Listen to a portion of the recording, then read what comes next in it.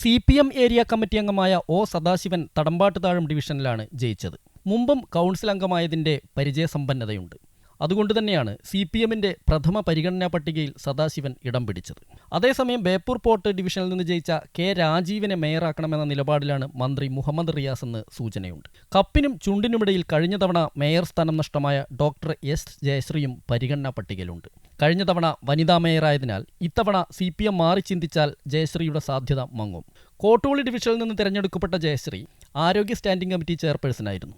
അതേസമയം താൻ മേയർ സ്ഥാനാർത്ഥി ആയിരുന്നില്ലെന്ന് CP മുസാഫിർ അഹമ്മദ് പറഞ്ഞു.